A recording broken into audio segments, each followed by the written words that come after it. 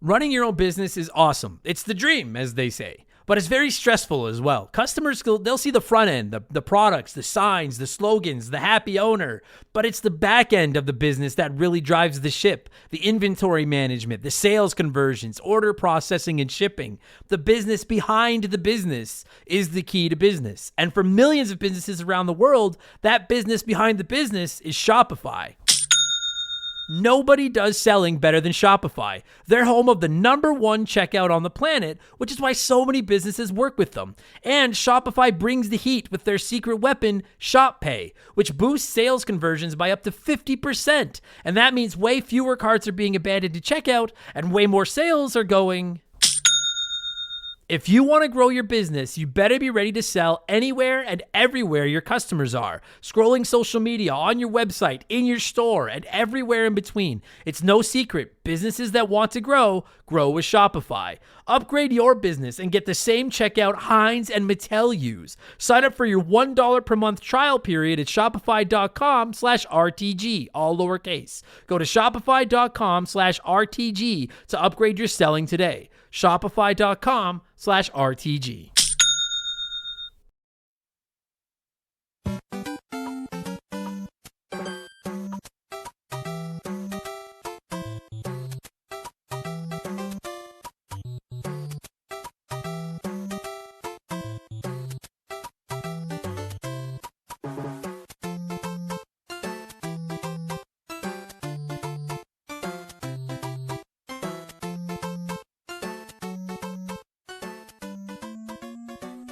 What's up, everybody? Welcome back to Remember the Game. It is my retro gaming podcast where every week a buddy of mine and I sit down and we geek out about the games we played back in the day. My name is Adam Blank. Thank you so much for listening to the show. And this week it is episode 255, and it's one of our world-famous revisited episodes. Someone suggested we call these remastered episodes, and I was like, that's fucking genius. But then I thought people are going to see Super Mario Bros. 3 remastered and get mad at me when they find out it's not real. So, but these are our revisited episodes where we take another look at a game we covered way back 5 years ago in the infant days of Remember the Game, when we had even less of an idea of what we were doing than we do now. We do this every couple of months, and this time around, we're taking another peek at the game we covered back on Remember the Game number 16, Super Mario Bros. 3. Have you heard of it? It's a cult classic. It's pretty good. I feel like you could almost do a weekly podcast just about Mario 3. Cover all the lands, the enemies, the power-ups, dive into the lore of the Koopa Kids. Remember the Koopa Kids? Before shitty Bowser Jr. fucking ruined everything. I love this game. You probably love this game. We all love this game. And I'm pretty stoked to take another look at it. I was just replaying it. I did a full playthrough of the GBA version on my Nintendo Switch to get ready for this episode and to check out the e-reader levels people have been talking about. And I gotta say, I think that's the definitive way to play Super Mario Bros. 3. Like, I love the original NES version. I love the Mario All-Stars version. But the GBA version is just perfected perfection. It's fucking wild. I'll get more into why I think you should try it on the show, but fuck me. What a great port. I've probably played through Super Mario Bros. 3 100 times. There's a full playthrough of it over on our YouTube channel if you're interested in checking that out, youtube.com/rememberthegame. And you don't have to ask me twice to sit down and talk about one of my favorite games from one of my favorite consoles from one of my favorite franchises ever. And the same thing applies to my good friend, the Gentleman of Remember the Game and co-host of the Quantum Kickflip podcast, my boy David Ray. And this works out great because if you don't know, David made his Remember the Game debut back on episode 5 when we talked Mega Man 2. Since then, he's been on the show dozens of times. He's kind of my go-to NES guest, but he's done episodes about Super Mario Brothers, Super Mario Brothers 2, and Lost Levels. So it just seems so fitting and perfect that the man gets to wrap up the NES Mario series with a Mario 3 podcast, and holy hell in a handbasket, am I fucking excited about this episode. And we'll get there in just a minute, because speaking of being excited as all hell, it's time for another edition of the Remember the Game infamous intro. Woohoo!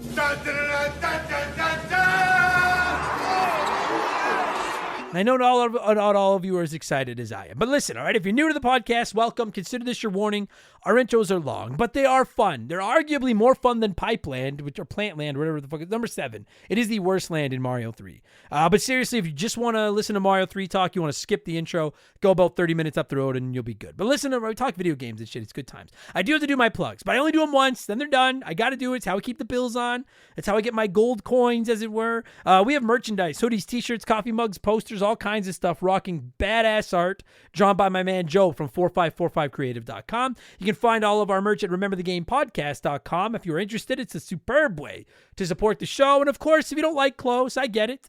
I'm naked right now. You can always just support us on Patreon. Subscriptions start at $2 a month, and you can get yourself up to 4 additional shows in a week, not per month, 4 shows a week. Every second Monday, we drop Purple Monkey Dishwasher, our Simpsons podcast, hosted by myself and my good friend Mark McHugh. Every Tuesday, I drop The Rambling Idiot, where I talk about my comedy career, TV, movies, sports, whatever I just feel like talking about. Every Friday, it's Game Patch, which is my modern gaming news show, where I look at the biggest stories in modern games, new releases, I give you sales picks, etc. And Expansion Pass goes live every Thursday, and that's a different gaming show each week. We do rankings. We look back at characters, consoles, genres. There's some like fantasy video game designing / booking episodes. We do some comedy episodes. There's a ton of modern game reviews over there. This past week, it was Expansion Pass 167. And I actually ended up reviewing My Friend Peppa Pig. And listen, all right, the last Expansion Pass of each month is chosen by our Patreons. And a couple of months ago, I jokingly suggested everybody play My Friend Peppa Pig, and it kind of caught on and took a life of its own. And so now the community is telling me they picked it, and they were like, "Hey, dumbass, you're the one that suggested this. You should play and review My Friend Peppa Pig." So I did. I played it. I reviewed it, and I actually think this turned out to be a more entertaining episode than it had any business being, quite frankly. And as is becoming tradition, here is a sneak peek of last week's episode of Expansion Pass, My Friend Peppa Pig review / spoiler cast.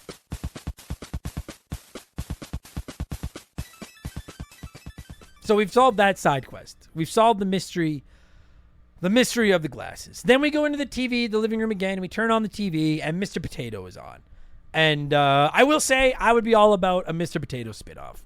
He's just this cool-looking potato, and I guess he's like a superpower. And Peppa Pig goes, "Oh my God, it's Super Potato, and he has the power of vegetables." It's like, this poor kid has no friends, lives in this farm in the middle of nowhere with a crappy family, and loves a super potato whose power is the power of vegetables. Did not like it. Did not like it at all. So finally, I've had enough. We've done everything in this house, and we're going outside, and then Peppa Pig's like, "Oh, can we go visit my grandparents?" And I'm thinking to myself, like, that doesn't even sound... Listen, if any grandparents are listening to this, love you. Love you. Love grandparents. I love my grandparents. All my grandparents have passed on. I love my grandparents. When you're like 4 or 5 years old, you don't want to go to your grandparents' house. There's nothing fun to do there. So I'm like, I'm playing this game, presumably as a young child, to make friends with Peppa Pig. And this is what you're offering me as a play date, to go to your grandparents' house, where they're probably just going to feed us lemon candy and put us to work.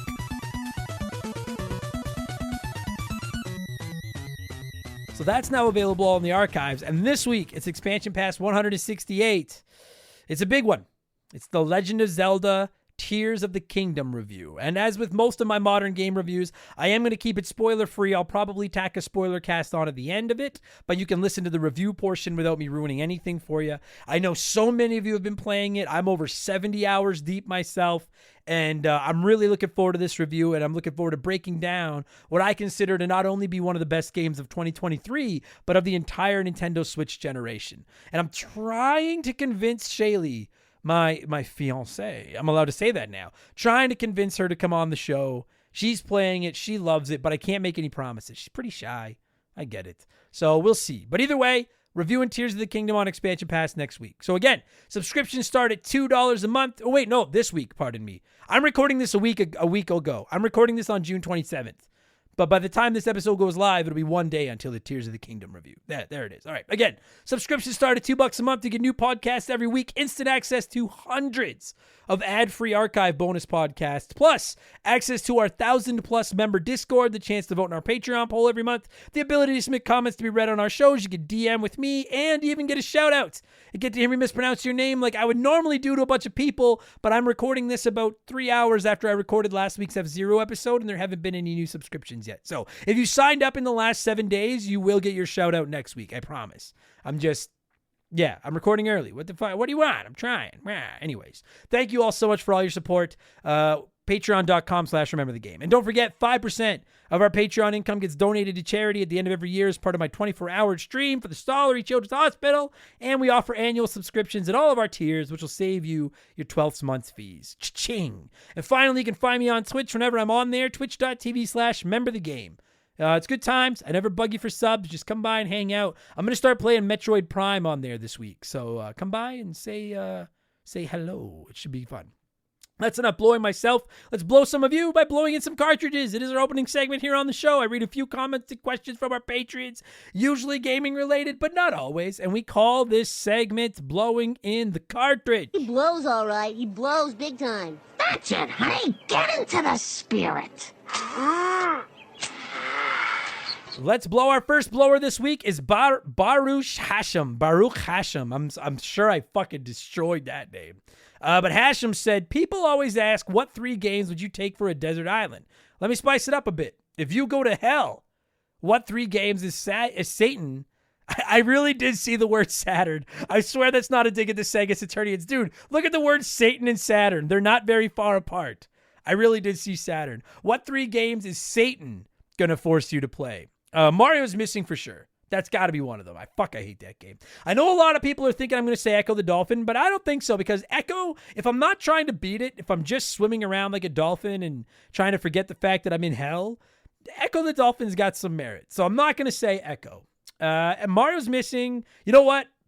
My friend Peppa Pig is on that fucking list. That game will haunt me for the rest of my days. Those trophies are going to stink up my PlayStation profile forever. And then I'll say my third game is a broken/edited version of Tetris with no straight lines. Oh my God, that fucking sounds like hell. And the controller is broken and doesn't always work, but mostly there's no lines. That's the 3. That does sound like hell. Fuck me. So, you like Tetris, do you? Anyways, shout out to when gets that reference. It's the Kid wrote in and said, all right, Adam, you've got to assemble your own video game Avengers. You get 4 slots. It can only be the good guys. Any series you choose, but the caveat is the team you assemble has to take on Bowser and Shredder, with goons included. Who's your team and why? So I thought about this. Mario for sure, because Mario's Captain America, right? We all agree. That's Mario. Kratos from God of War. That's our Hulk. We've got a Kratos. Master Chief is going to take the role of Thor, because I just think Master Chief is fucking awesome. And then my personal favorite Avenger is Iron Man. And probably my favorite video game character is another man that walks around in a suit of armor, even though he's a robot, so he has to be in the armor. And that's Mega Man. So Mario, Kratos, Master Chief, and Mega Man. That's a fucking deadly fucking team right there. And then if I could fill in the Black Widow and Hawkeye slots, Black Widow is going to be Samus, because she's the beast. And Hawkeye, I know everyone's going to say Link, but I'm going to go with Aloy from Horizon, because she's a better shot with a bow than Link is. There you go. Maya Buttreeks wrote in and said, if you could bring back anything from gaming past, what would it be? Like, what I mean is things that used to be common and everyone had them, could use them. What would it be? I would say it'd be a tie between demo discs and cheats. But for the podcast's sake, I'm going to go with demo discs. They were great. There was always new ones available. Usually they would cost you the price of a gaming magazine, or it's supposed to be that way anyways. But sometimes it was hard to find a magazine that still had the demo disc with it. They took up no space on anything and no time waiting for it to download. Dude, I used to fucking get so mad when I'd go to buy a magazine and someone had opened them up and stole all the jam-packed discs. That was such horseshit. So if I could bring up something from gaming past. So the 2 things that stand out to me are either couch co-op or instruction manuals. And I know couch co-op still exists, but it's just, you get old and you're busy and your friends don't live near you and you never do couch co-op anymore. So I'm going to go with instruction manuals, because I really do mean that. I'd be all, dude, I play some modern games where I need to pause it and look up the fucking controls to the games I'm playing. So I would not be opposed to that. I'm gonna go with instruction manuals. I think, yeah. Boy, I wish we had instruction manuals again. Hokey Riff wrote in and said, Adam, I took your advice on Rogue Legacy, and it instantly ate up 2 hours of my Saturday. Fuck yeah. I'm enjoying the roguelike aspect, and it provides an interesting twist on the Metroidvania genre. It left me wondering, given the amount of games this genre, have you ever done or considered a top 10 episode of Metroidvania titles? After relying almost solely on Metroid and Castlevania for so long, I feel the genre has really taken off in the last decade or so, and I'd be interested to hear your take on your favorites. You know what, Hokey Riff? I actually would be interested in that. I think that was on our topic poll this month, but it lost to the fucking My Friend Peppa Pig review, which I brought on myself.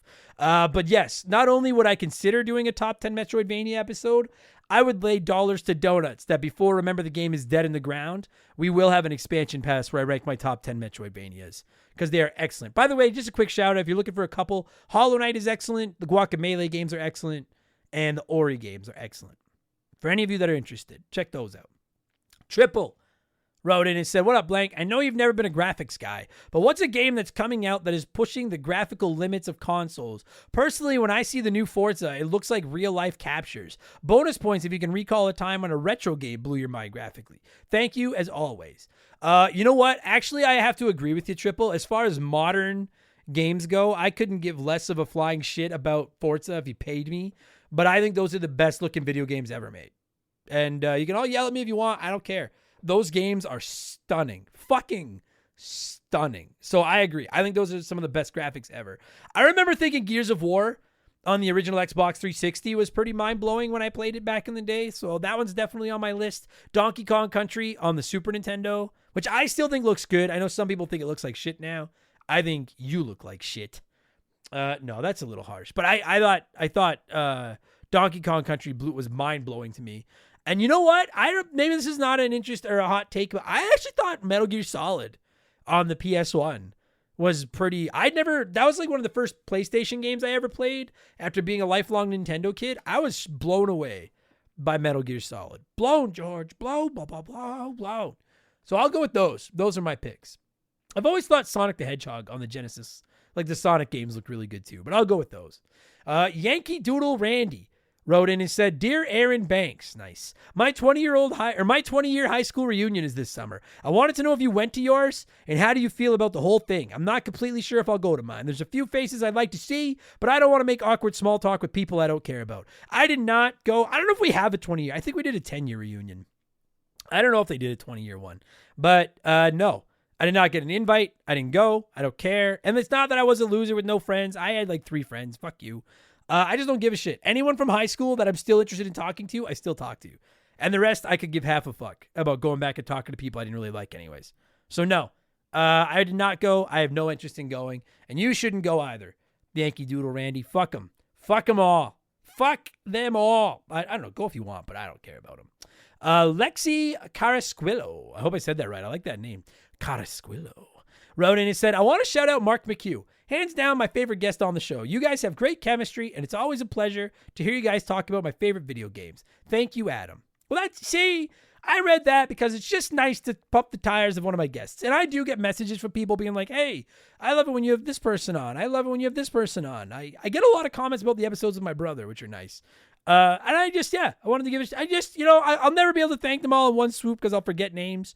But shout out to my regular guests. Anyone that's ever taken time to come on my show, you're the real MVPs. So thank you. And yeah, Mark, I'll never admit it to his face, but Mark's a good man. I got a lot of time for Mark McHugh. And if you don't know, every second Monday, Purple Monkey Dishwasher, our new Simpsons podcast, it's going over like ganged busters. Ganged busters. People are loving it. Finally, before we move on from this segment, it's letter time. It's letter time. Death Mentor. That was a fucking morbid name. Wrote in and said, hey, Adam, what do you think would be the chances of Sega trying their hands at the console market again? I feel like now would be a good time for them to get back in, as Xbox and PlayStation have been slow on game releases. If they came in with a strong lineup, they might just get back to relevancy. That is a fucking interesting question, Death. I mean, like, listen, my short answer is I don't think it'll ever happen. I don't think Sega's got any interest. I think console development is expensive as all shit, and I think to try it... Listen, we've seen consoles like the Stadia try to break into the market, and it hasn't worked. I don't think there's room for a fourth home console.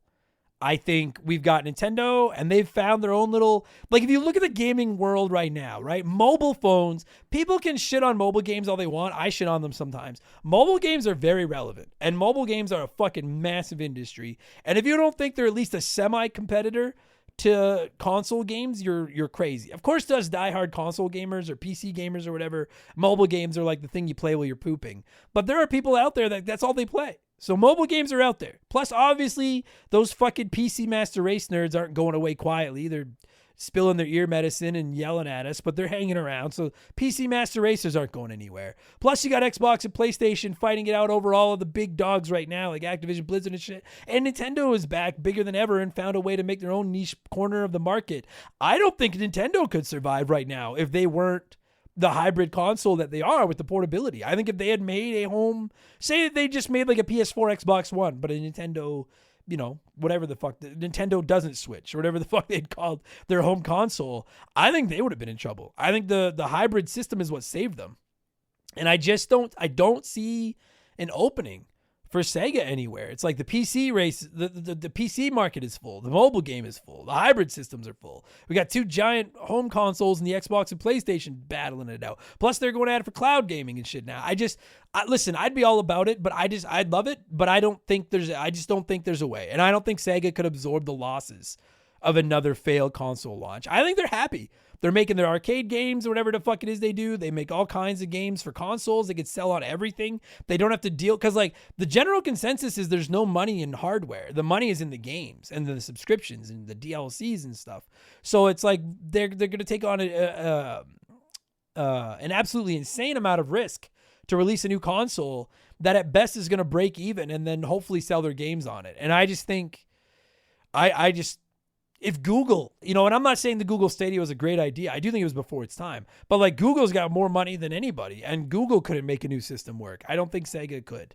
I think they're happier in the third-party market, and as much as I'd like to see a new Sega system, I think they're better off there. If anything, I just want a Dreamcast Mini. If we could all just make that happen, I'd be one happy camper. Good question, Death Mentor. That's an interesting discussion. That's going to do it. We're going to move on, everybody. Thank you so much for blowing in the cartridge. I appreciate it. Let's switch things up and get to our Smash Hit segment, the official game show of Remember the Game Industries. It is Play 1, Remake 1, Erase 1.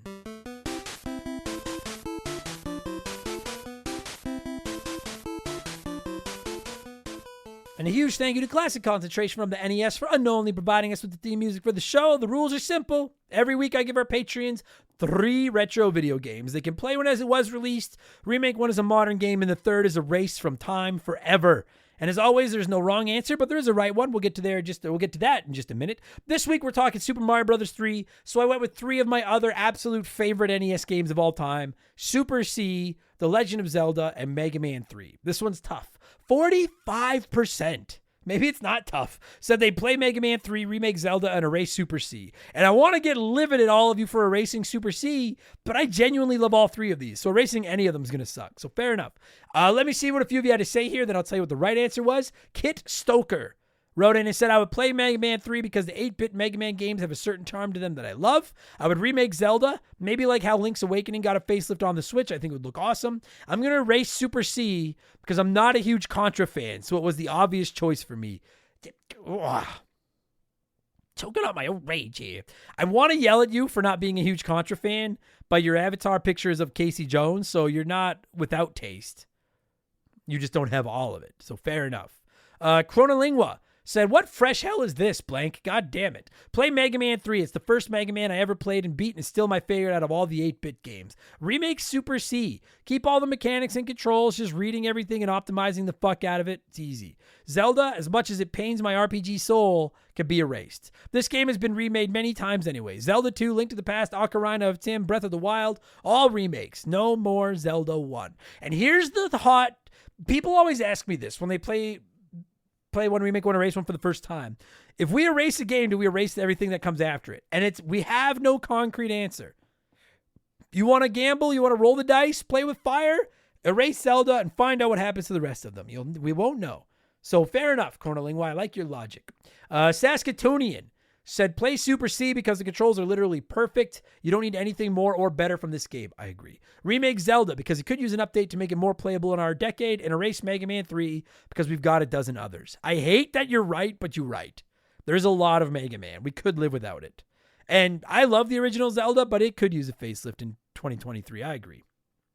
Sid Fish Dev said a remake of Zelda would be sweet. Bring it on. Please let Link move in 4 directions. I haven't heard of Super C, so it goes. Haven't played Mega Man 3, so it'll be fun to try it in its original form. You haven't heard of Super C? Fuck. Well, you know what I hope you have heard of, Sid Fish Dev? Double Secret Probation. Get the fuck out of here. I haven't heard of Super C. I am choking on my own rage here now. And Arelis, I hope I said that right, said this one was brutal. Play Mega Man 3. This game stands on its own. It's one of the better games in the series. Agreed. Remake Zelda. A fresh coat of paint and some quality of life improvements would go a long way to an easy payday for Nintendo. Agreed. Erase Super C. Painful to say, but this one impacted my childhood the least, and rules are rules. I don't agree with the childhood impact, but I do agree with the fact that rules are rules. Well played. I'm actually going with 5% of you this week. I am in the vast minority, as is Frost Eye, who said play Super C because it smashes. Remake Mega Man in the X art style. I've never played Mega Man 3. And then erase Zelda. The hints are terrible, the controls are janky, and A Link to the Past is the better version, although it was A+ for its time. I agree with pretty much all of that. Minus the how you would remake Mega Man. So let me explain. I myself would play Super C because I love it. I can't bring myself to erase it. And I'm going to be honest, and I know this is a hot take, I don't think the Super Nintendo and the 16-bit generation did Contra any favors. It is the only Nintendo to Super Nintendo franchise where I actually prefer I prefer NES to Super Nintendo. I don't particularly like Contra 3: The Aliens Wars. It just feels too cluttered. Super C and Contra on the NES are so tight and minimalist, and I love it. So I'm going to play Super C. I'm going to remake Mega Man 3. I would remake it like Mega Man 11. Underrated Mega Man game. Give it the modern graphics. All the sprites are big and colorful and look awesome. And I thought about going Mega Man X, but I'd like to see what it looks like with modern everything. So I'm going to go Mega Man 11 style. And then I'm going to reluctantly erase Zelda. I love all 3 of these games. I got to gamble. I'm going to bank on Link to the Past still existing. As long as I know I still have Link to the Past, I can live without the original Legend of Zelda. As much as I like it, Link to the Past is better in every way. So I'm sorry to Zelda. I'm erasing you, but I don't want to. That was hard. That was a tough one. Thanks, everybody, for playing, as always. We're going to get into the Super Mario Bros. 3 talk in just a minute after I pause for a quick sip of water and possibly a word from one of our sponsors. We've had some great partners over the years here at Remember the Game, but I don't know if any of them have hit home for me quite like Hometown Hero does. No pun intended. Don't start. It's a transparent, honest cannabis company that helps people and gives back to those that have served their country at the same time. I mean, come on. As soon as I read about these guys, I knew I wanted to work with them. Hometown Hero is a cannabis company out of Austin, Texas, and they were founded back in 2015 by a U.S. veteran. They have 2 goals: create premium hemp products that can help everyone, and to support veterans by donating a portion of those profits to organizations set up to take care of those who have served. Hometown Hero products are of the highest quality, and everything they offer is made right there in the U.S. of A. Gummies, caramels, chocolates, drink mix. There's something for everyone. And what's more, their hemp is grown locally in Texas, which is something they should and do take a lot of pride in. And they offer certificates of analysis for everything they sell because they want to be clear that their products are as advertised, both in terms of potency and ingredients. No contaminants, you get what you pay for. Just how they conduct business is enough to get my good eyes' attention, but when you circle back to the fact that the company was founded by a veteran and they put such heavy emphasis on supporting veterans, this isn't just lip service. I'm not reading a script I was given here. I'm proud to have Hometown Hero associated with Remember the Game. Reclaim your evening. Visit hometownhero.com and use code RTG to take 20% off your first purchase. That's hometownhero.com, code RTG for 20% off your first purchase. This is an ad by BetterHelp.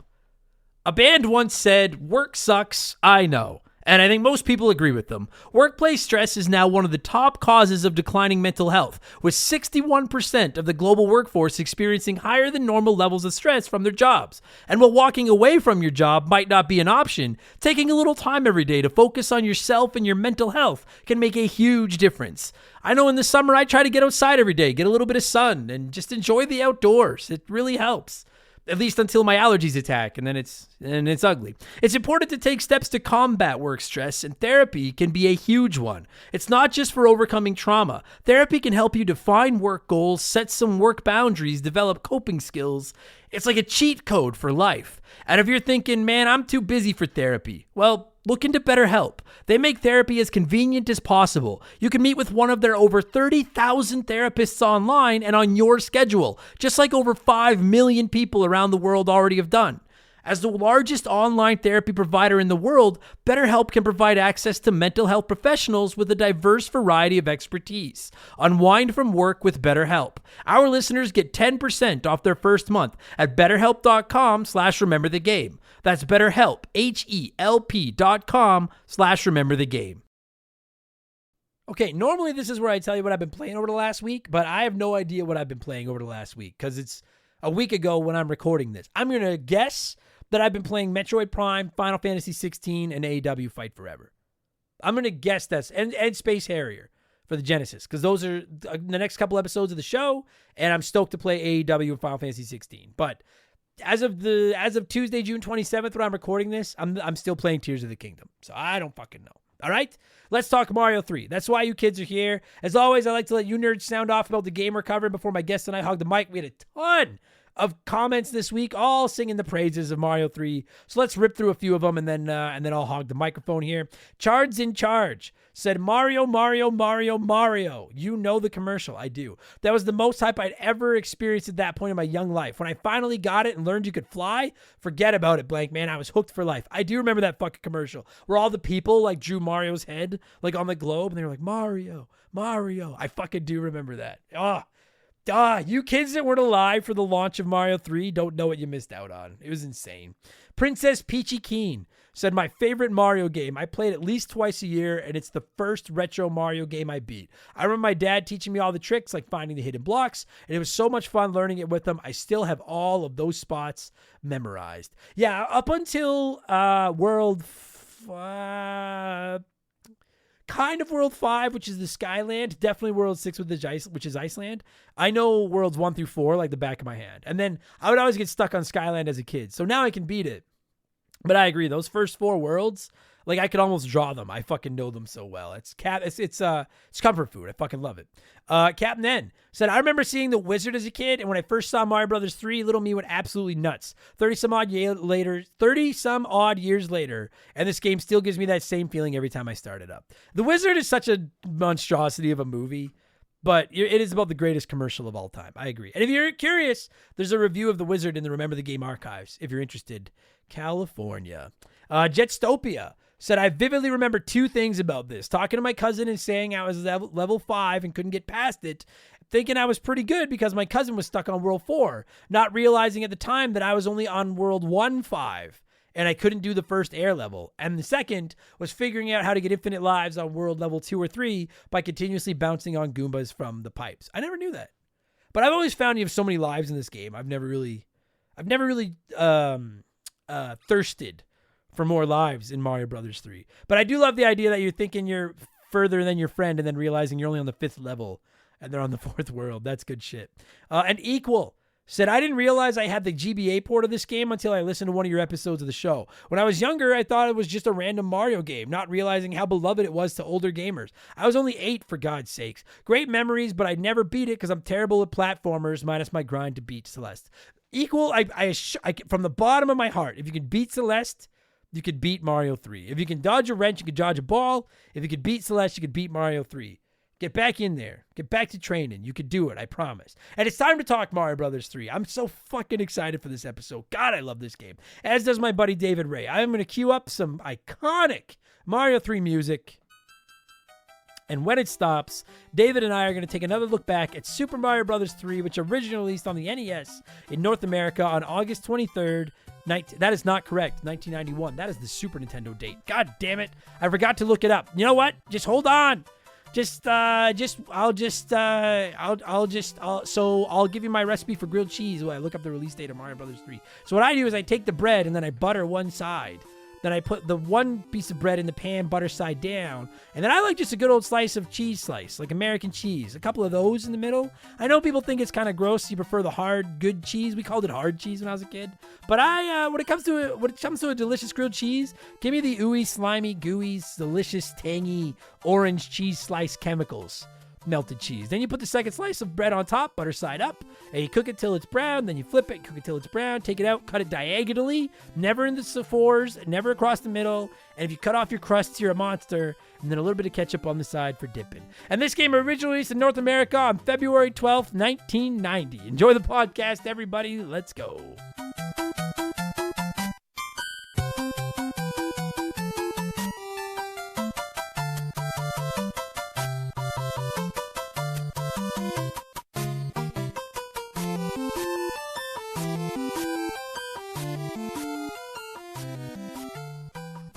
Okay, ladies and gentlemen, as I'm sure you know from the intro, the title of the episode, the things I said, all that kind of stuff, we're revisiting Super Mario Brothers 3 this week. I don't even think I have to say it. I think we all agree it's one of the greatest video games of all time. And joining me on the blank phone this week is one of the greatest guests of all time, the Gentleman of Remember the... That was a nice intro. That's the nicest intro I think I've ever given on this show. It's David. Well, right up until you interrupted yourself You're to right. say that it was to blow smoke up my own ass. That's what holds me back is my inability to finish a thought. It's the Gentleman of Remember the Game Industries, my buddy David Ray. David, how are you, my friend?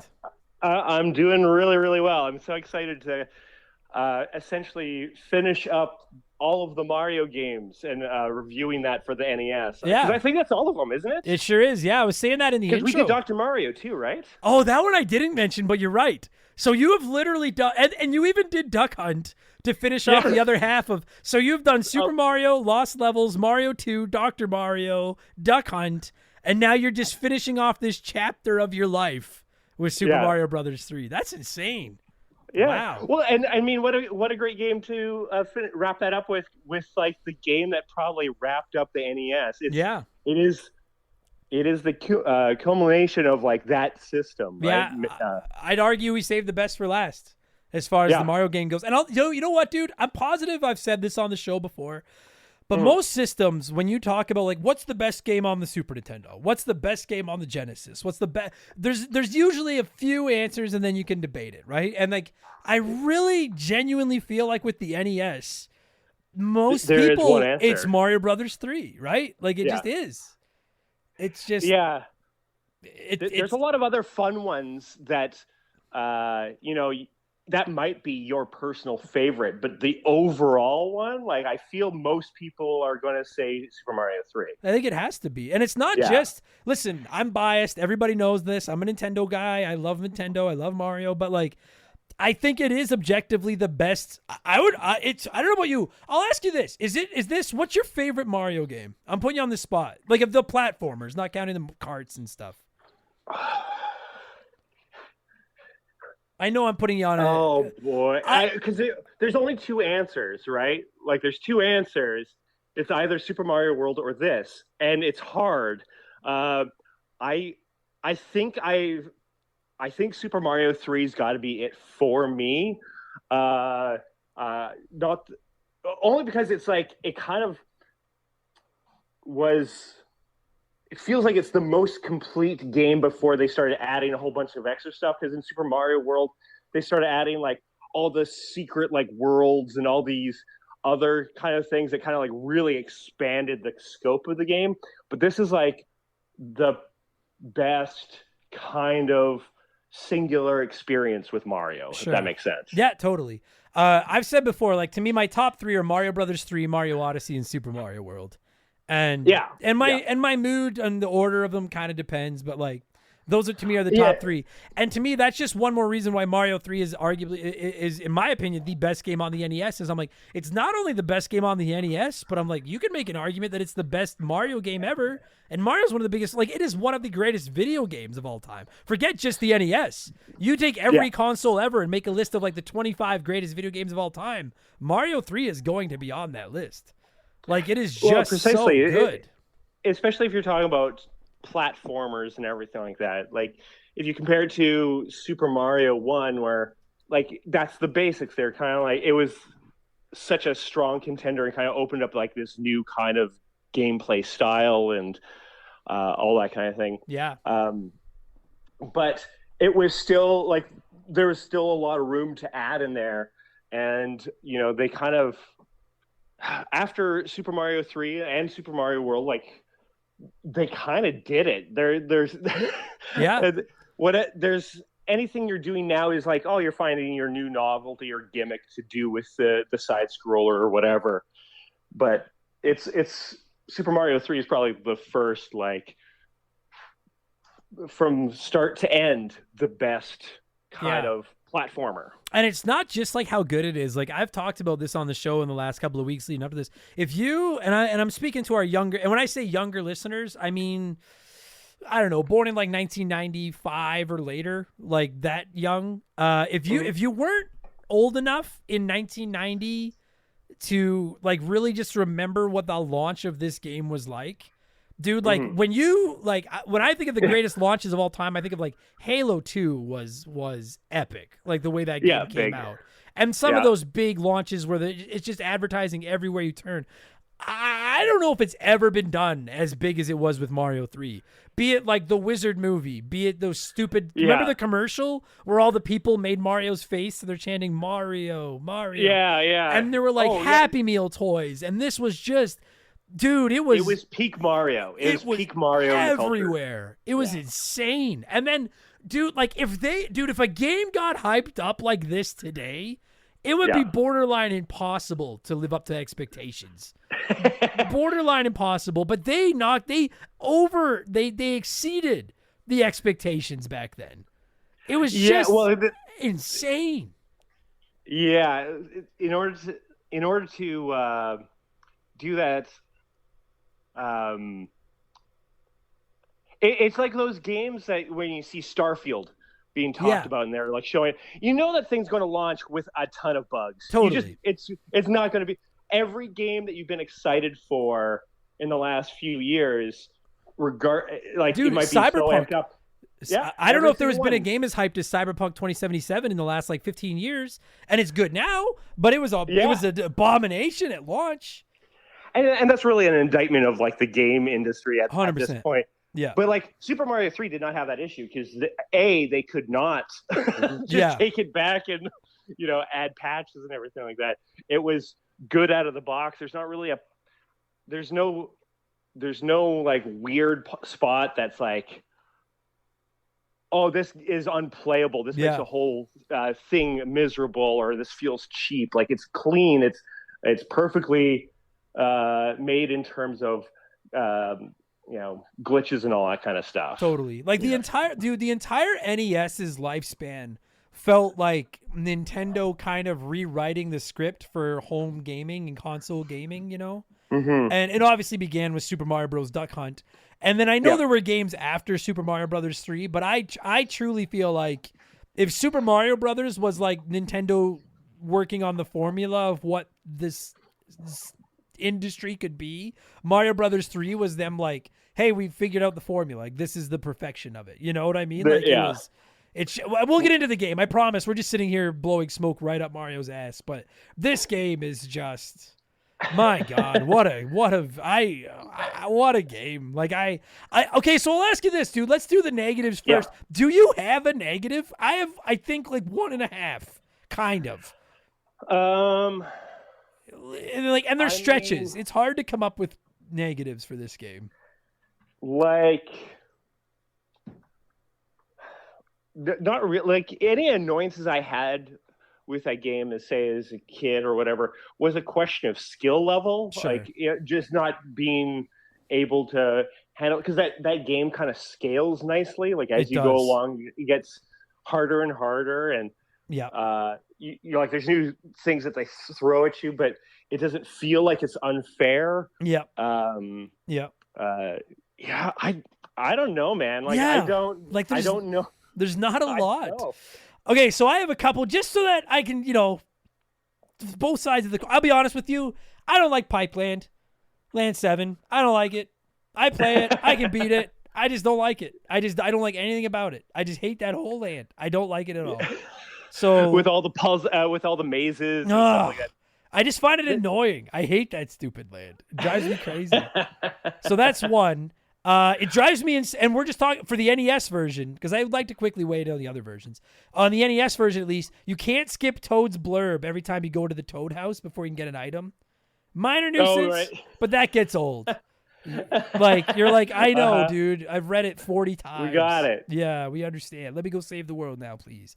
And then my other, now what was the third one? I did. And this actually legitimately is my biggest gripe. Can we both agree that Giant Land is the coolest land in the game?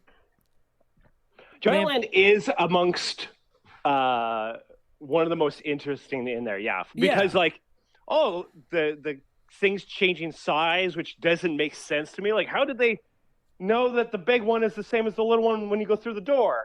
And like, but that's me as a kid being dumb. Sure. But it was one of those ones that changed something that like surprised me. You know what I mean? But that's my biggest gripe with this game, because most people talk about how Giant Land is so awesome. And listen, that first level of Giant Land where Goomba's huge, the Koopa Troopas are huge, and the Piranha Plants are huge, that's pretty epic. It's pretty awesome. Yeah. But it's such BS that like they only stay big for like 2.5 levels. And then the enemies just go back to normal levels. And it's like, I don't know if you forgot that this was supposed to be Giant Land, or if you ran out of ideas. Like, imagine, like, why can't, in the underwater level there, why can't all the fish be like Big Bertha?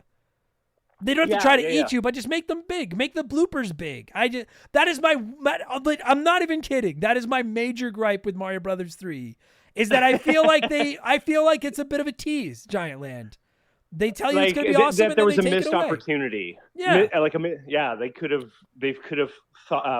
gone with that idea further, and pisses me off. No, that's fair. Yeah, but I think that's it. I don't know if I have any other complaints. Like, and I'm ready to talk about the good stuff, but I did just want to open the door. Like, I don't know what else. Honestly, like, what else is there to complain about?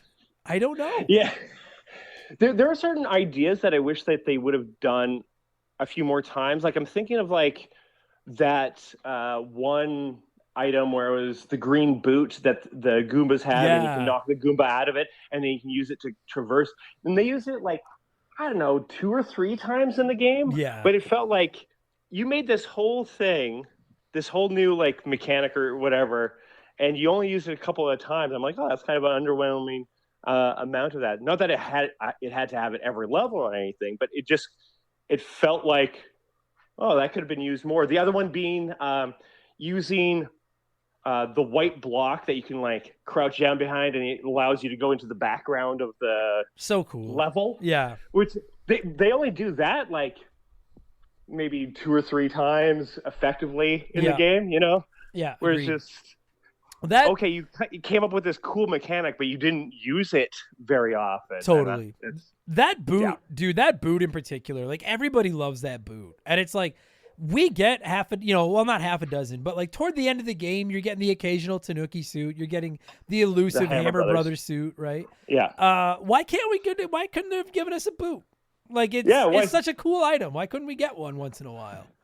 You know? Yeah, especially if it's like a level where like one way to cross it or would be like, if you can get this boot and hold on to the boot, a section of the level is easier. Dude. Like, just try to use it a little bit more frequently and like a couple of more times as opposed to, that's great in the like 1 or 2 levels that it shows up in, but it feels like there is a missed opportunity. Totally. I hate Pipeland, but Pipeland would be so much more tolerable with that boot. Yeah. And those stupid little plants that keep coming out of the ground fucking with you. Like, why can't I have that?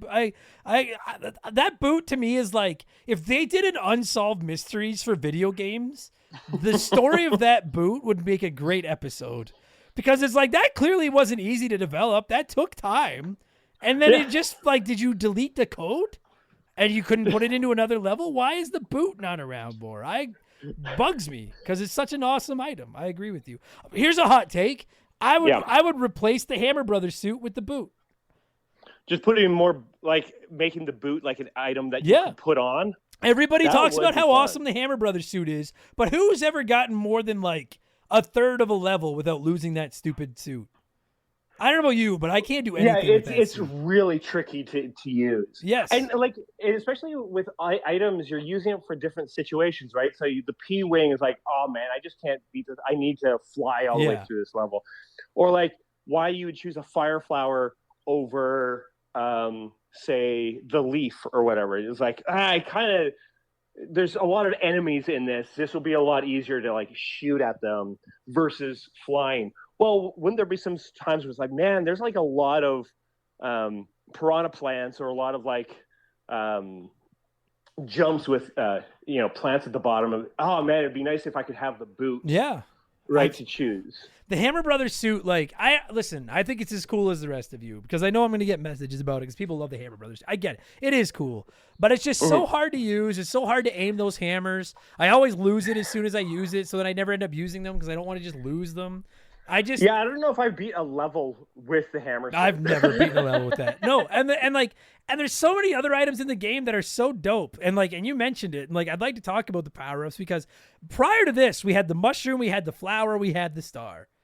And that was the trilogy, the trio of Mario power-ups. And then in this one, we still had the mushroom, the flower, and the star. Just the leaf. If all they had added was the leaf, it would have been a game changer. The Leaf is one of the all-time great. I still don't understand why it introduced this whole new thing, right? It added this element of expanding the levels vertically, right? Yeah. Yeah. I still don't understand why a leaf makes you into like a flying squirrel or a raccoon or whatever it is, but I mean, why do any Mario power-ups do any of the things that they do? Exactly. And like, as I'm saying it, I'm like, oh, okay, Professor Science, why does a flower make you throw flame? And I'm like, why does grabbing a star not like burn you to a crisp instead of making you invincible somehow? So to quote the nerds from The Simpsons, I withdraw my question. And I'm like, I get it, but like, it is an awesome, like, that alone would have made this game dope. Because when you play Super Mario World, it's just the cape and then the Yoshis. But they didn't introduce like a half a dozen new power-ups. Whereas in this one, just the leaf would have been dope. But then there's also like, I, as someone that is anti-swimming level, I am pro frog suit to like the billionth degree. I think the frog suit is awesome. Yeah, that's a great example of like utilizing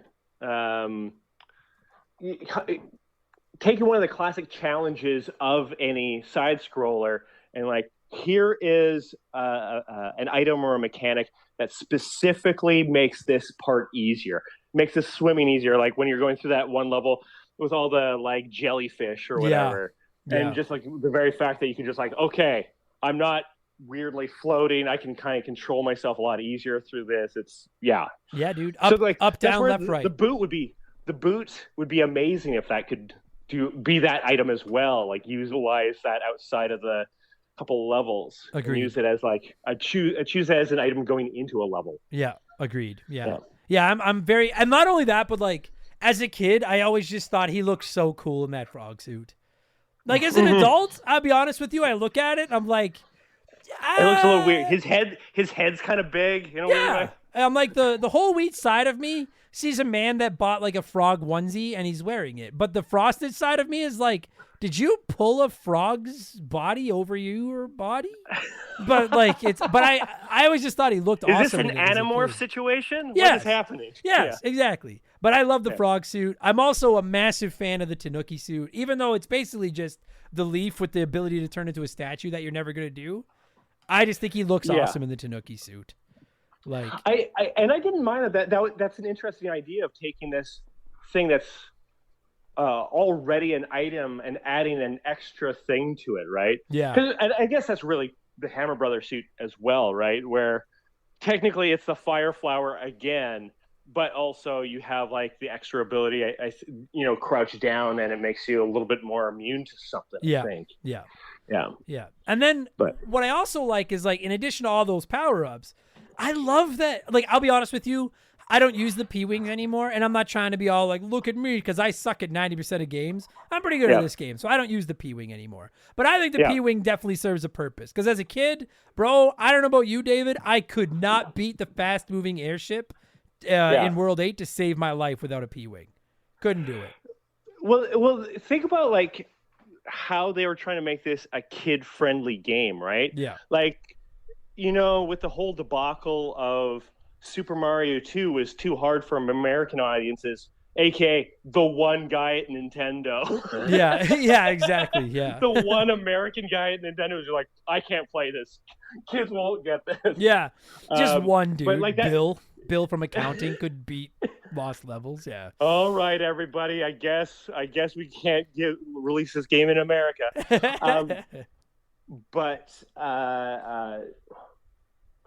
So we were saying how the P-Wing, and it like made it accessible. Yes. So, yeah, it made it accessible to kids, where it's like, and same with the warp whistles, right? Like that's the purpose of that, is like, hey, do you want to see the end of the game? Maybe this whole game's really difficult for you. Totally. Here, you get to the end, and yeah, you beat it. Congratulations. Now the next thing is, well, now can you beat all the other levels? Like, it's not just about beating the game. It's now let's try to get better at it. Try to beat all the other levels. See all the rest of the stuff.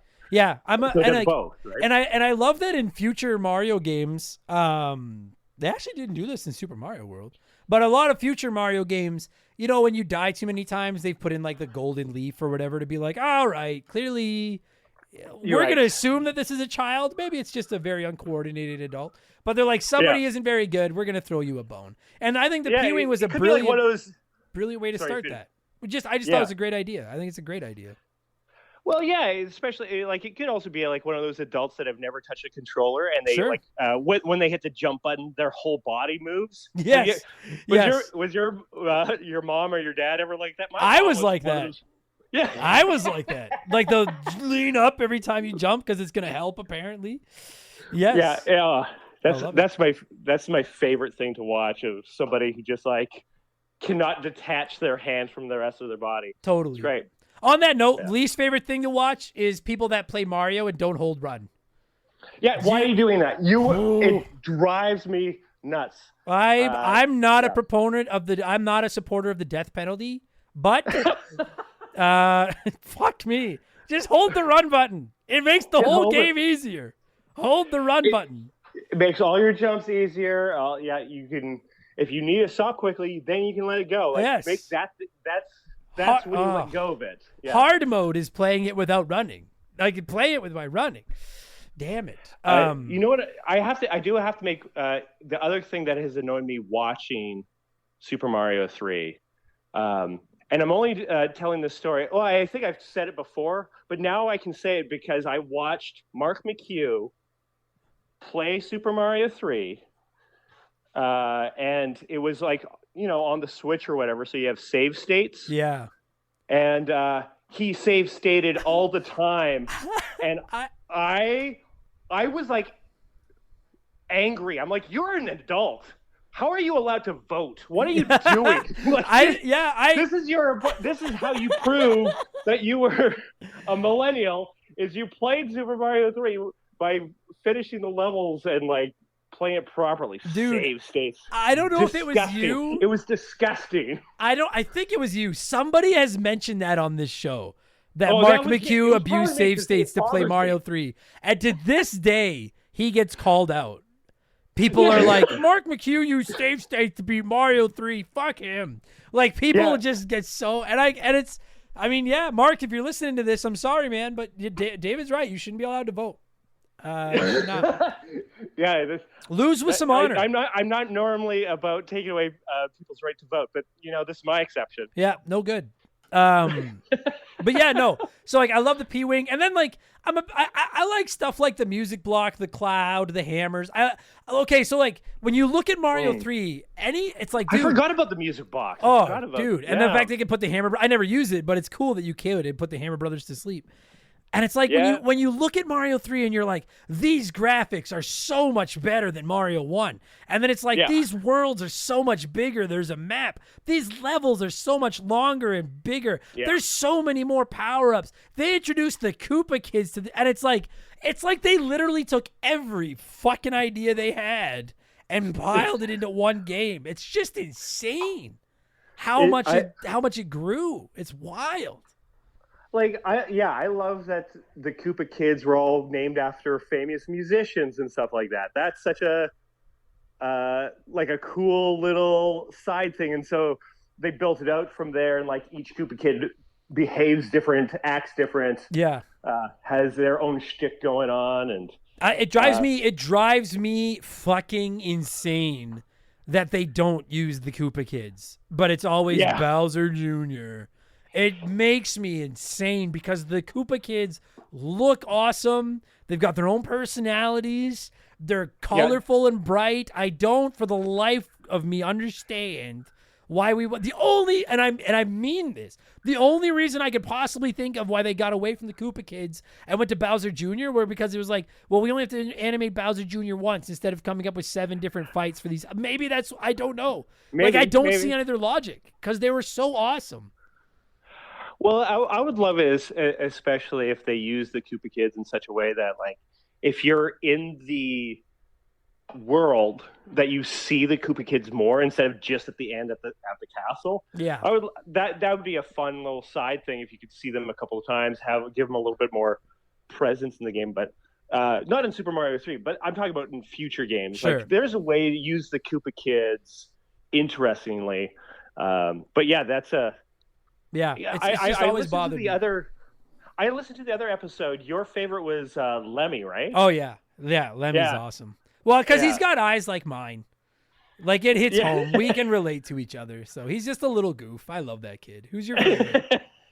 I think it was Roy, because Roy was just a little bit different of like, he was one of the ones that you jumped and he shook the whole screen or whatever. He's the heavyweight. Yeah, he has those sweet sunglasses. Yeah, he's awesome. He's actually my number 2 in Mario Kart 8.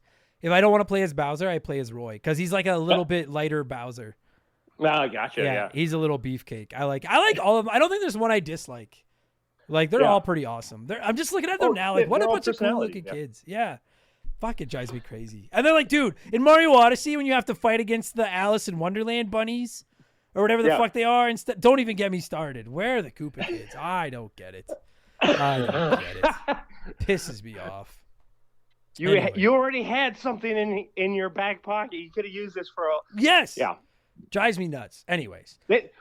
That's why I would love to see in a Super Mario RPG that they use the Koopa Kids, because that's exactly when you could use them. Like, totally. Anyways, whatever. Yeah. You know what I would love? Off track. Yeah, you know what I would love to see is because I want to get into I'd like to talk about I'd really like to talk about the different versions of this game.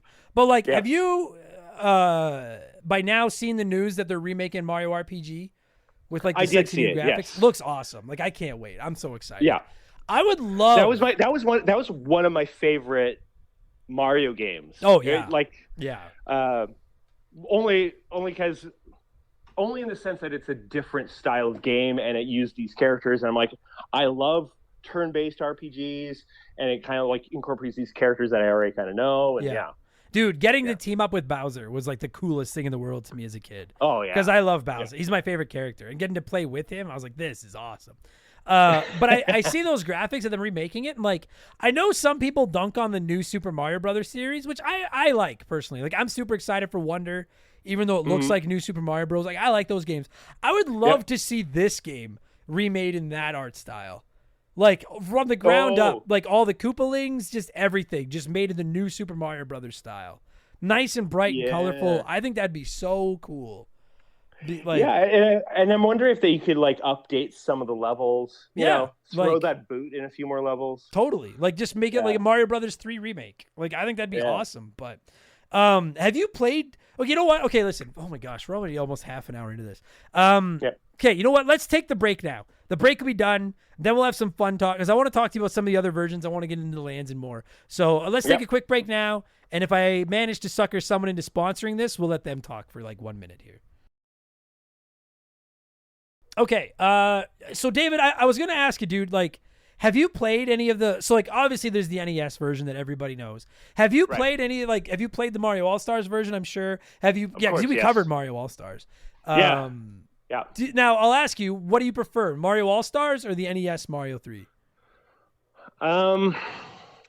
Like, honestly, because it doesn't fundamentally change how the game plays, I do think that the Super Mario All-Stars version is better simply because I liked how they updated the graphics. They made it like look nice and fresh, and like the backgrounds and everything. Not that the original was awful, but like I'm also not nostalgic in that way. I liked that, like, there's new vibrancy in this game, as it did for like all of the games. Sure. I would take the Super Mario All-Stars cart over the original carts. Yeah, most days. Me too. I know it might seem as sacrilege to the ride or die NES fans, and like I love the NES version, but let's call a spade a spade. Like Mario All-Stars version looks hot, and it's got saves. Those saves cannot be understated, my friend. Yeah, this is a long game. So now, what I wanted to ask you about is over the last month, I've been playing the GBA version of this. Have you ever played the GBA port of Mario 3? No, I don't know what's different about it. It is. So so when Nintendo added it to the Nintendo Switch Online, I was like, it's cool because it's Mario. But I was like, do we really need, because we've already got Mario on the NES, we've already got Mario on All-Stars on the Super Nintendo. I was like, do we really need a third version of Mario 3 on the Nintendo Switch? But I got to tell you, and anyone out there listening that hasn't played, I played the GBA version, and I got to... hot take, this is the way to play Mario 3. It is the best version of Mario 3. Because what do they do? What do they do differently? Well, the graphics and stuff are cleaned up and look great, which is awesome. Sure. You can play as Mario and Luigi in a 2-player game, but you play it like you can play one player and just play as Mario and Luigi alternating, taking turns. And Luigi's actually got his little flutter jump. And it's not Mario 2 fluttery, but it's noticeable. Right. So it's great. Like it makes a difference. Oh, yeah. So like if you get stuck on a level, you're like, well, now when you die, then you take over as Luigi. I'll try it with the floaty jumps. Like just that is really cool. And they can share lives and all that kind of stuff. But what really puts it over... I actually do. I do really like that. I do like... One of the things I liked from... the North American Super Mario 2 was the differences between Toad, Princess, Mario, and Luigi. Me too.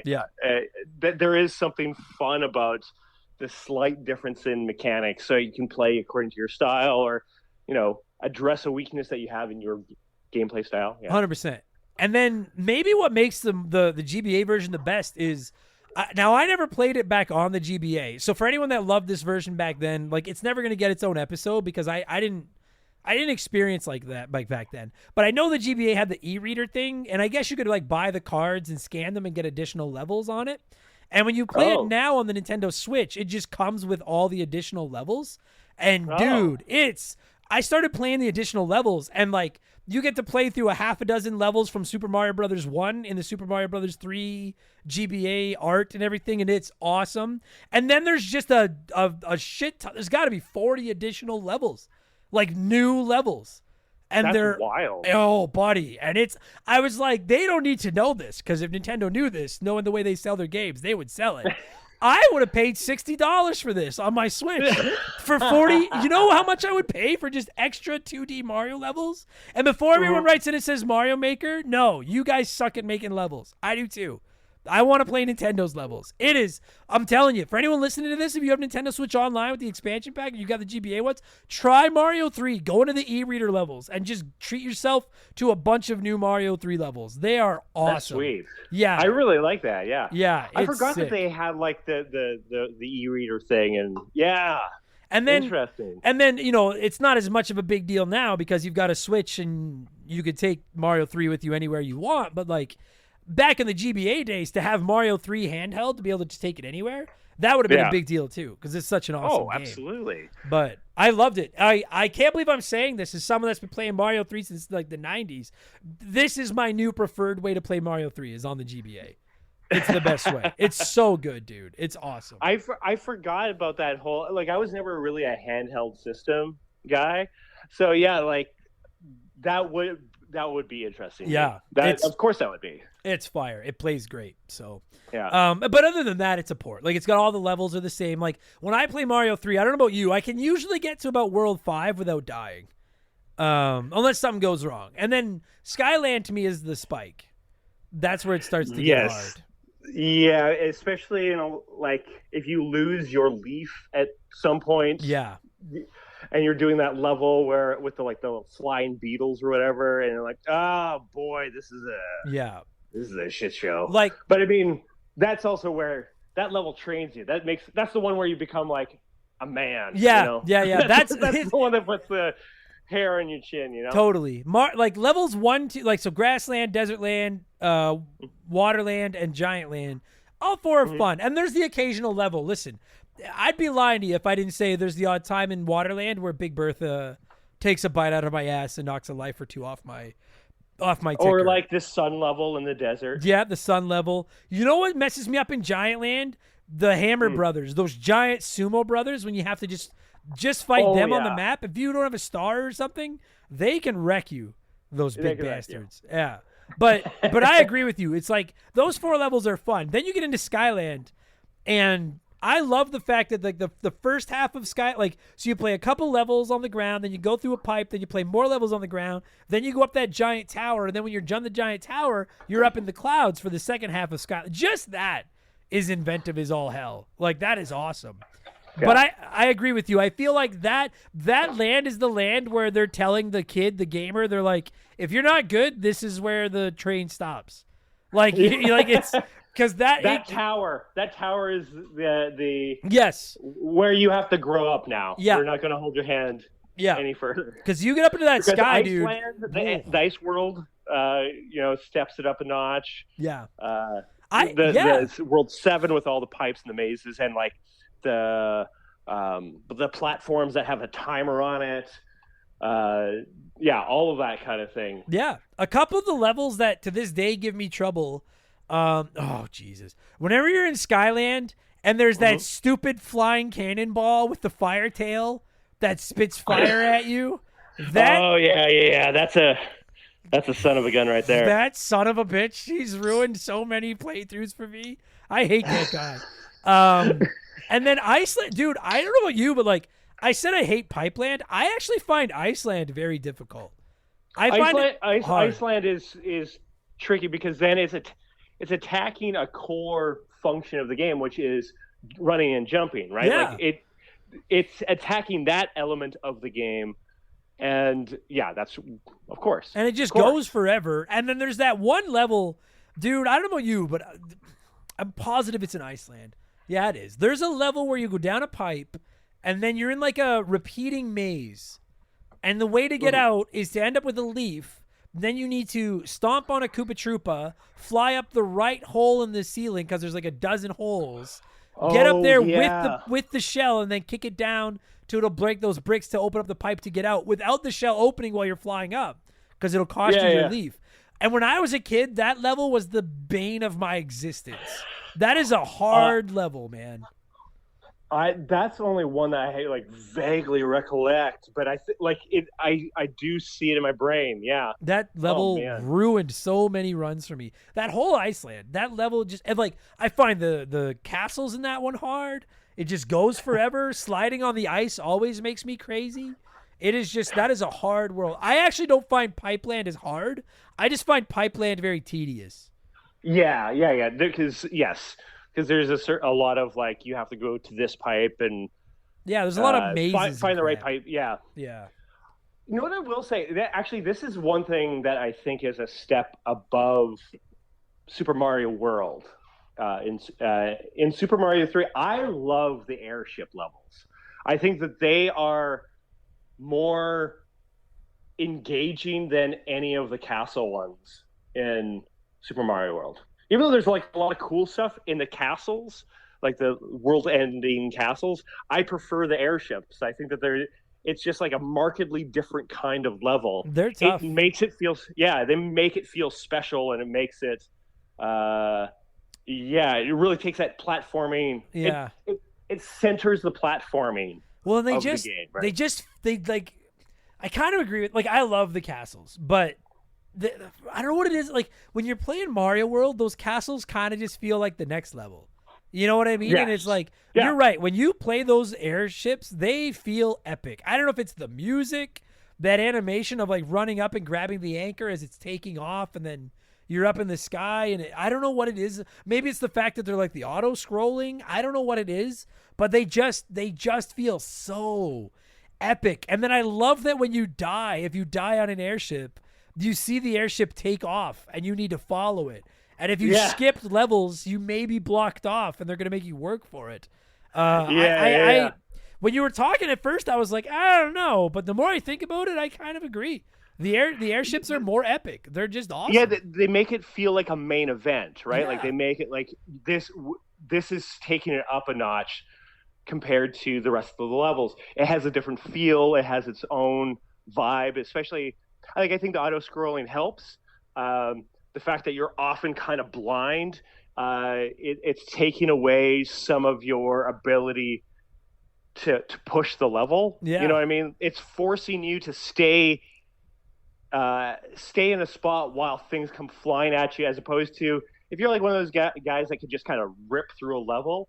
It forces you to kind of like, okay, you got to engage in this space for a while with all these challenges being thrown at you. So it just feels epic, because also think about the idea of like you're fighting a ship in the sky. Yeah. Like, that's something different. Like that's a big moment, and then you take it down. It feels like an accomplishment. Yeah, and they're usually full of like the cannons. And there's cannonballs flying everywhere, and it's just not like any. I think maybe that's part of it. When you play Super Mario World, there's the fortresses that just play exactly the same as the castles. So it's like you just see them. There's nothing else in Mario 3 that feels like the airships. Like they're just unique in their own. And I agree, dude. The airships are dope. And then knowing that there's a Koopaling waiting for you at the end. Yeah. Oh, yeah. They get progressively harder. It makes it feel like you're really taking on something. Yeah. And then that being said, now I'm reminded of World 8 with like the tank and the boat and the like special airship. Yeah.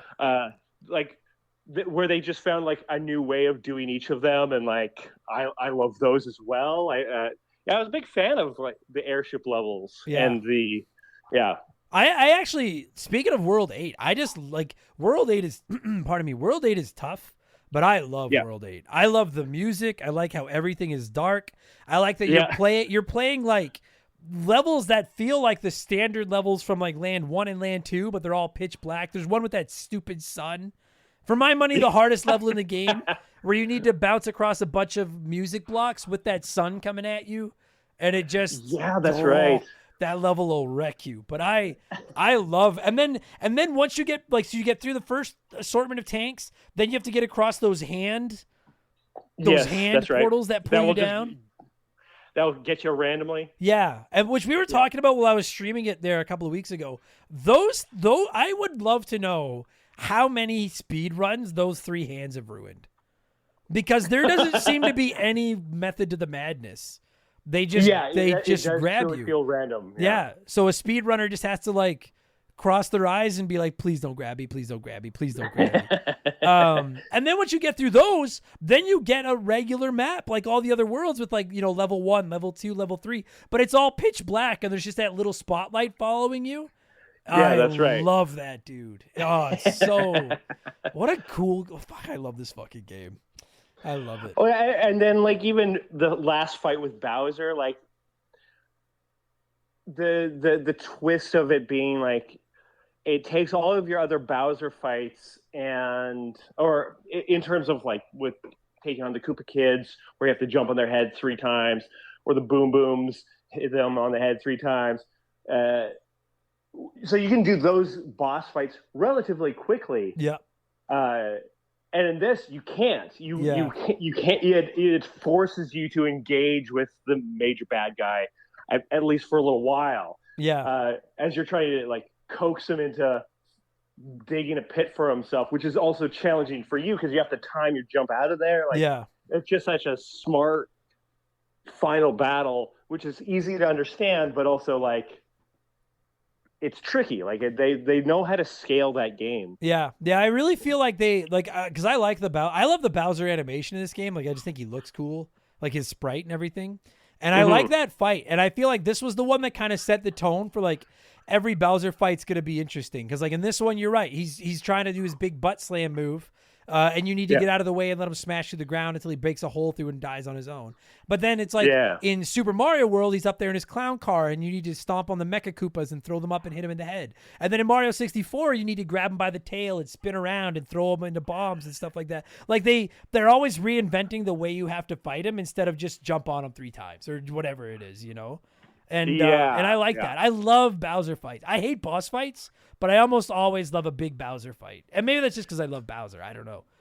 But well, they're also kind of straightforward to understand too. Sometimes boss fights are like you have to solve a puzzle or whatever. Yeah. Where like I feel like in Bowser's, it might be difficult or whatever, but it's not like hard to figure out. Like you just have to do the thing. Yeah. No, I love it. I love his castle in this game because there's multiple routes through it. But I find his castle to be a son of a bitch.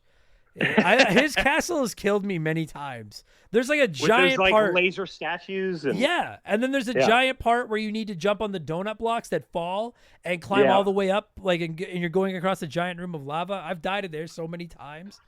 It's a tricky level. Yeah. But it's on the other side of the Sky Tower. Once you get through the Sky Tower, all the gloves are off. Now anything goes. It gets hard. Yeah. So no, I just, man, what a game. And then like, oh my God, we're rambling off all these other things they've done, like the graphics and all these things. Like I remember playing this as a kid and realizing you could store items. And my brother and I used to come to blows over who got the item box, like the toad houses. That was such a great idea. Like it was one thing to go into a level and find a mushroom, but to know that you just had a backpack full of mushrooms and flowers that you could use whenever you wanted. Like we're all used to that now, but that was a big thing on the Nintendo back in the day. Like that was a unique concept back in the NES. I love that idea. Yeah. And that's a game I never played really multiplayer just because, I was the only one in my family that really played video games. Right. But I could imagine that being really tricky because as soon as you beat the level, it's the other person's turn. So if you beat the level that unlocks the mushroom house, so now you have to play this like kind of strategy of like, you know what, I'm going to play this other level so that my buddy has to beat the level that's in front of the mushroom house. Dude, it's true. In World 1, so Mario beats level 1, Luigi beats level 2, Mario beats level 3, Luigi gets the mushroom house. And that would always be when things would start to go wrong for my brother and I. It would make me so mad. And it was like, it's not even that big a deal, but it's the principle of the thing. It drove me. Yeah. Finally, my mom used to have to come down and be like, all right, you take turns. All right. One of you gets a mushroom house, then the other one gets the next mushroom house. And when that card game pops up, oh, forget it. If the other person got that. By the way, I don't know about you. I suck at that card game. I was okay. Like I usually get, at least a couple of items on a go.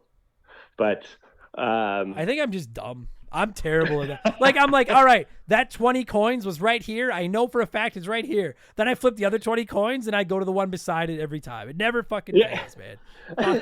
But I loved it. Every time that popped up, we get so excited as kids too. Everybody loves the card game.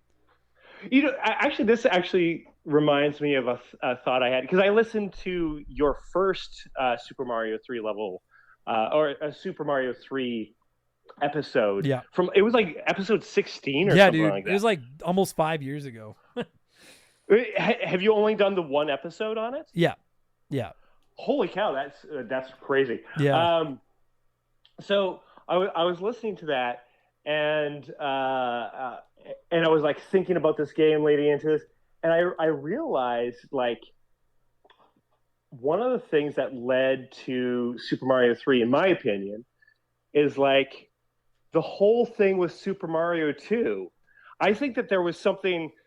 Super Mario 3 was the benefit of like this whole debacle with like, oh, Japan gets this different Super Mario 2, which is only Super Mario 1 with like a few, like just super hard. That's all it was. Hard. And it is hard. They didn't really add anything aside from like the reverse mushroom. Yeah. And like warp zones that take you back to the start of the game. Totally. Just punishments. That's all they added is just new punishments. Yeah. And then like the Super Mario 2 that we got with like pulling out the vegetables and all that kind of stuff. That was originally a different game completely. And they're like, well, we need to send something over to the US. We're going to take this game, put Mario sprites into it and ship that. Yeah. And like that in and of itself kind of like opened up this idea, I think, of like maybe Mario games is not just like escalating difficulty. It's like maybe we can add more and more things to it. Because like that's where it first had like the slot machine game, right? Was in Super Mario 2. Yeah. And we start seeing those kind of extra games, those extra ideas. Yeah. And like new characters, new ways of playing. Like people will play Super Mario 2 where it's like, yeah, you're throwing vegetables this time for some reason. Yeah. Cool. So I think it kind of like started this thing of allowing, let's get creative with Super Mario 3 and do something different. We don't have to make Mario 1 again. Yeah. That's an interesting take. Like, if say they hadn't delayed, say we had just gotten Lost Levels, like say they just shipped Lost Levels as Mario 2 here, what would Mario 3 be? You're right. That's a very interesting take. Would they have just kept reskinning the same game, or would they try to reinvent the wheel every time? You're right. Because it would have determined the direction of the game. Because number 2 was like, okay, people want to be challenged, right? Like that was like their take. We want to challenge the kids this time around. Yeah. And instead, with the Super Mario 2 we did get, it was, it's innovation. It's something different. It's like there's new things to learn, new ideas, new concepts. And that's followed Super Mario ever since, is that every game is not like the previous game. It's not just an escalation of difficulty or whatever. Yeah, like when you think back to like the Mario franchise, I mean, I guess maybe New Super Mario Brothers are the same or similar, but other than that, it's maybe Mario Galaxy 1 and 2, but for the most part, like Mario Brothers to Mario Brothers 3 to Super Mario World, and then there's Yoshi's Island, which I still don't consider a Mario game. It's an awesome game, but it's not a Mario game. And then like Mario 64, Mario Sunshine, Mario Galaxy 2, Mario Odyssey. You're right. They do. They try to like reinvent it every time, and it seems to work. I think that's the legacy of Super Mario 2, and I think that the biggest beneficiary is Super Mario 3, and I think that's why. And you almost have to credit that game for the argument that Super Mario 3 is maybe one of the best Mario games, if not one of the best games of all time. Oh, it is for sure. Like it's not only one of the best Mario games, one of the best NES games, one of the best platformers, one of the most influential, it's everything. It's dude, like I'm a huge Shovel Knight fan. Have you played Shovel Knight? No, I've seen it. I know it's good. Good. I'm aware it's very good. But like they blatantly steal the map from Mario 3 and use it. Like not the form, like not their map, but the little dots with the levels and then the overworld sprite. Like there's a lot of inspiration. Clearly, very like right click save as and make it Shovel Knight. And that game came out like a decade ago, and I'm like, to me, that's nothing more than imitation is the sincerest form of flattery. That is just a bunch of game developers that grew up playing Mario 3 that are like just playing tribute to a game they love. Like Mario 3 is it's a Hall of Fame video game. It's so good. I think we've covered just about everything. I don't know. Is there anything left? Is there anything else you want to touch on? I'm good. I think I know you talked about the Wizard in the first review of this game. The Wizard. Did you see it? I didn't see it till I was an adult, but I think it sucks. But I love it. Did you see it when you were a kid? No, you know what? I think I did, or at least the last 10 minutes, like when Okay. they showed Super When Mario they showed 3. Mario 3, which is really the only part of the movie that matters. I actually, you know what? I realized there was a story I wanted to tell. I feel like every time I come on here, I have like a story from my Mario days or whatever, and I have one more that applies to this because I'm pretty sure I was amongst the first kids in North America to play Super Mario 3. I just didn't know it. And the reason being, I was neighbors with this family who came over from Hong Kong, and they had a Famicom, right? And so I went over there a couple of times, and I got to play these games.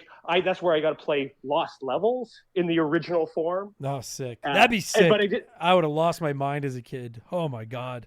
Well, and that was the thing where it's just like years would go by and I would like remember Lost Levels. I'm like, how come I don't? Where is this game? Like because they didn't. Lost Levels was not a thing that was a known entity, right? Like it was in North America, anyways. And I'm like, I know I played another Mario game that was not Mario 1 because I played all the way through that and I didn't recognize any of the levels I played over at my neighbor's place because you're a dumb kid, right? You don't Sure. you don't remember no anything. question. And then they also had Super Mario 3, and like of course it was all in Chinese. I couldn't read anything, but like I just remember being taken in by it. Like, what is this game? It's so bright and colorful, and it's Mario, and I had no idea what it was, and then I find out within the years, like, oh yeah, this is a game that's coming out here. I'm like, I've already played this game. And nobody would have and that would have been you're just the kid that lies on the playground. Yeah, I would have been right. like, the hell you I'm did. Sure, Dave. Kick his ass. Yeah, let's get him. I'm sure your uncle works at Nintendo too. Yeah, exactly. Yeah. I didn't say that. It's true. He does, but he's not the reason I played it. That's wild, man. I remember going to the. I remember going to the favorite tidbit. That's outstanding. I remember going to the video store when we were kids, and the first thing they had a wall of Mario 3. You'd walk in, and there was a wall of yellow boxes, and I would always run to that wall and then look and see if any of the boxes had a cartridge behind it, and then when none did, and they never did, then I would go and pick Mega Man or Turtles or whatever. And then I remember getting a copy for Christmas, and it was like one of the best Christmases of my life to have my own copy of Mario 3. Like, this game was just religion for me. It was incredible. I never actually owned the game myself, actually. That's aside from like maybe I guess on All Stars or whatever, but I never actually owned the game proper. I borrowed it from friends or whatever, or rented it. And in fact, one of the first times I played the true North American version that I could actually understand, it was right after two city buses hit my house in Brandon, Manitoba, and we were forced to like move to a hotel for like 6 weeks as they repaired my house. Okay. Wait. So I'm glad you brought this up because I wanted to go here before we wrapped up this episode. Yeah. I don't remember what episode it was. Years ago on this show, you brought up that your house got hit by a bus. And we never ended up finishing this story. And someone left us a review years ago being like, I want to know what happened to the guy whose house got hit by the bus. Yeah. So what the fuck? What the fuck?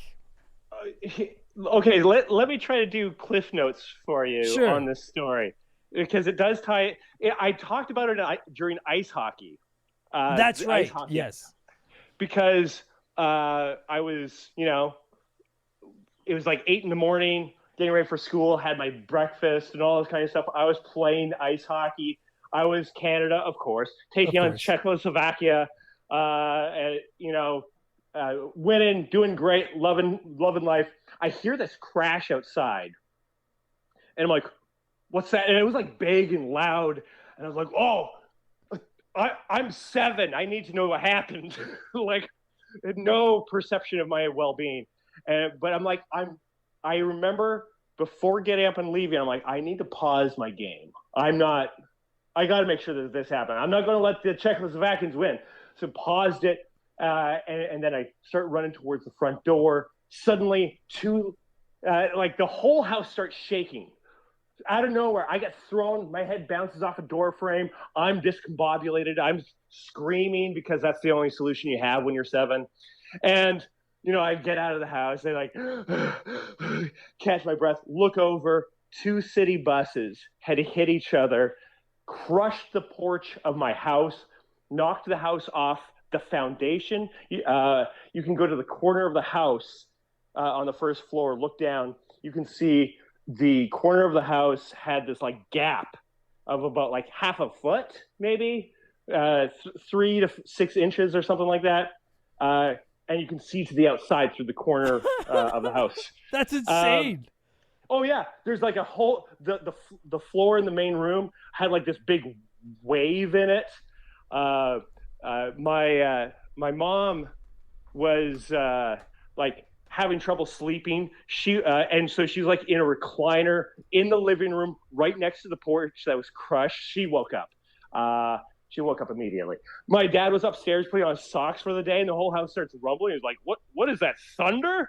And he goes to the window, looks down, 2 city buses below him. My brother was in the basement, and he slept through the entire thing. He comes out, and there's like, firefighters around. What's going on in here? And of course, as I said, when I heard the buses hit or hit each other outside in the intersection, I was like, I need to go check this out. And I was going to run towards the porch because I would look out into the street. I would see whatever. But because I paused my video game, it took me like a couple of seconds longer to get there. And I did not get crushed because it's been my experience that a 7-year-old child would not win against 2 buses. No. A 7-year-old child doesn't win against very much. Yeah. Like 8-year-olds are enough to take me down. Yeah. 8-year-olds are like, that's the sky tower of life. Yeah. Now they've reached the top of the sky tower. Now it's getting harder. Yeah. Yeah. There's no coming back. No, it's over. So, the house inspector after all this comes in. He's, comes through the house like the kitchen's fine. Yeah, this looks good. This looks good. Looks one look in the living room is like, you're not living here anymore. You're gone. And so we had to live in a hotel all the way across the city in Brandon, Manitoba. We had to live in this like little motel, and that sucked. I mean, the upsides were we got to take I got rides to school every day instead of having to walk, and I felt like a fancy boy. I got to tell a story at like show and tell. I'm like, I normally had nothing because we didn't have a whole lot of things, but I was just like, guess what? And it was wonderful. But the best part for a gamer, for a little kid like me, was that we had cable, which I never had, so I got to watch the Super Mario show, and the other being just down the street was a video game, like a rental place, and I could rent Super Mario 3, and I got to play it for the first time and really dig into it and play it a whole lot. So that is insane. I've just been getting asked for years, what the hell, this dude got hit by a bus? And I was like, well, his house did. He's fine. That's why he's on the show. That's wild. You didn't die that day. Yeah, he's fine. Oh my gosh. I forgot that I didn't even. I love this stupid podcast. Well, now we have closure. Now if the show ends, at least we got the end of the story. It's phenomenal. That was the long con of this whole thing. Yeah, exactly. Yeah. Is he coming back to tell it this time? Yeah. Yeah, Mario 3 is whatever. But now we know what really now we know. All right, well, on that note, we should wrap this up. This is good. I've loved this episode. Okay, we got to score this game. I'm thinking, I don't know, we could go 8 because there's 8 lands. Is that lame? Sure, 8 lands.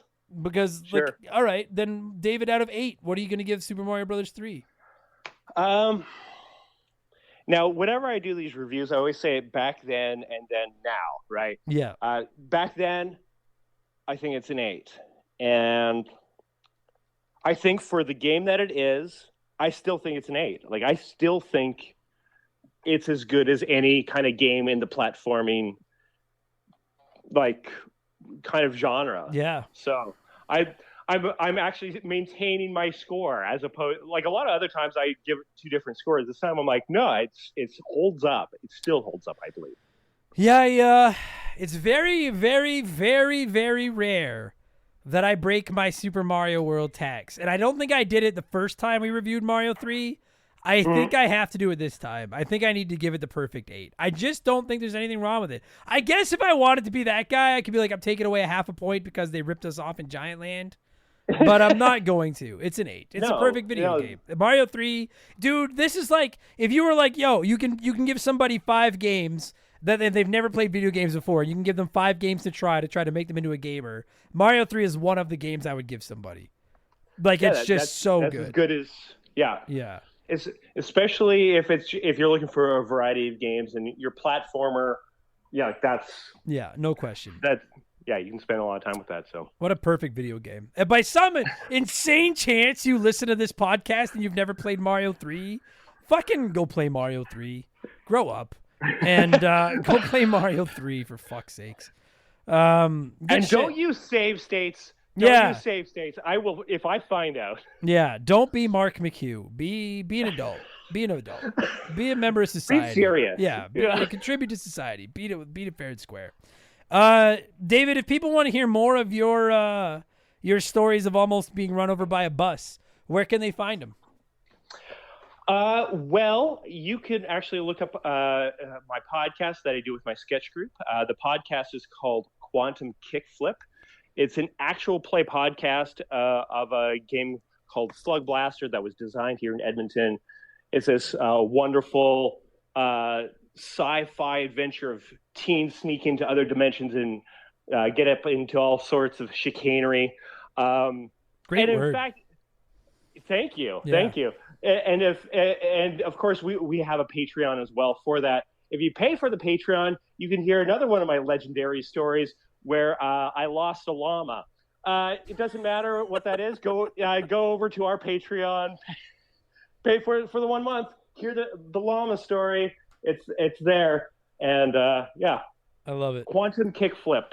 You can find on all your podcast stuff. You can find us on Instagram and Twitter and all that kind of thing. Totally. There'll be a link in the description of this episode, and I know for a fact there's quite a few members of the community that listen to ye old Quantum Kickflip. I love saying that, Quantum Kickflip. I like saying it. It's a fun name. It rolls off the tongue. I like it.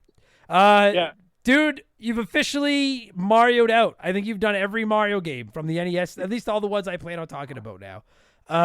So congratulations for finishing this set. And more importantly, thank you for taking so much time out of your busy schedule to sit here with me and talk about some old video games over and over again. It's always good talking to you, man.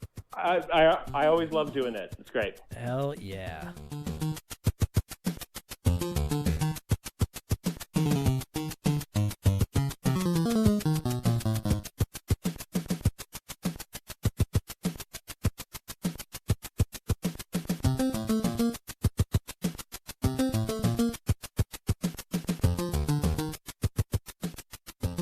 And that is going to do it for this week's episode. David, thank you so much for giving me a call and talking Super Mario Brothers 3, and for all the times you've come by the show and talked old video games with me. And of course, to every single one of you weenies listening to this right now, whether this was your first Remember the Game, your 255th, some random number in between. Thank you so much for the support, for giving us a chance. I really appreciate it. Listen, if you didn't hate this, if you're like, that was not the worst show ever, maybe leave us a good review. I don't know what they do, but if the good shows ask for them, I'm gonna. And they make me feel good. It's I when I'm laying alone at night in the tub, I read your reviews and a couple of candles, and then I usually play Mario 3 on my Switch because it's erotic. I love that game. Thank you, everybody. If you want more of these, patreon.com/remember the game. There's hundreds of additional podcasts waiting for you, ad-free. Download them onto your phone, and bada bing, bada boom, you're golden. With up to 4 additional shows going live every week. Subscriptions start at $2. I'm on Twitch, twitch.tv/remember the game whenever I have time. I'm going to be playing some Metroid Prime on there this week, so hope you can come by and hang out with me. And I have a P.O. Box, rememberthegamepodcast.com. You can find it there. Don't send me anything big. Just a little thing. Just a postcard, a letter, something. Let me know where you're listening. I'll send you one back. We'll be friends. It's a cool little system, all right? That's going to do it, everybody. Take it easy. I hope you all have a great week. I'll be back tomorrow with my Legend of Zelda Tears of the Kingdom spoiler-free review for all our patrons. And then next week is a whole nother slab of podcasts, including Remember the Game 256, but I don't quite know what that's going to be yet because that's 2 weeks from when I'm recording these words. So fucked if I know. But there will be an episode there, all right? Take it easy, everybody. I'm going to thank some patrons and get out of here. Cheers, so long. Goodbye.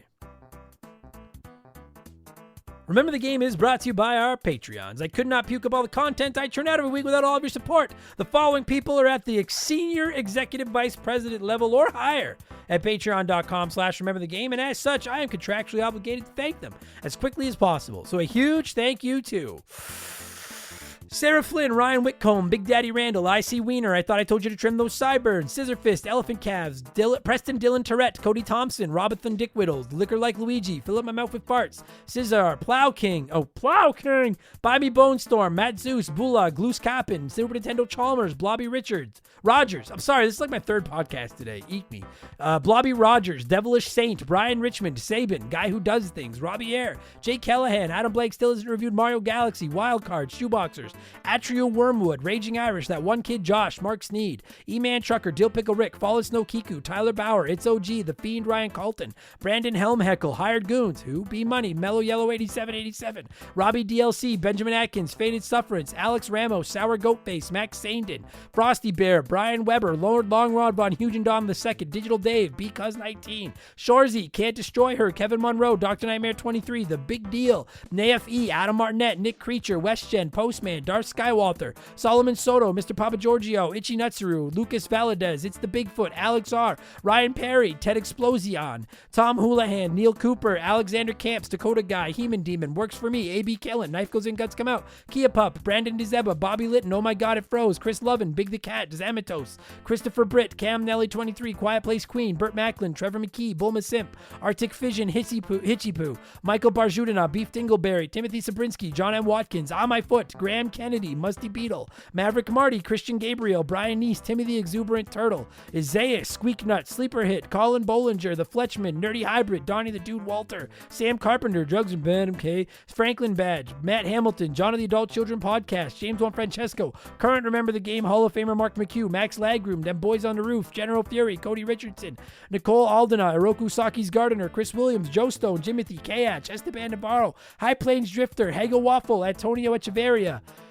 Oh, it's too hot today. Storm Beagle, Scary Terry, Blaine the Hoagie Man, Wyatt the Surgeon Rowe, a dude named Adam, Decoy Man, Fuzzy99, Dan Fusselman, Gabe, Stud Still Smash, Sean Ramos, Evolva, Leroy Westrich, Nicola.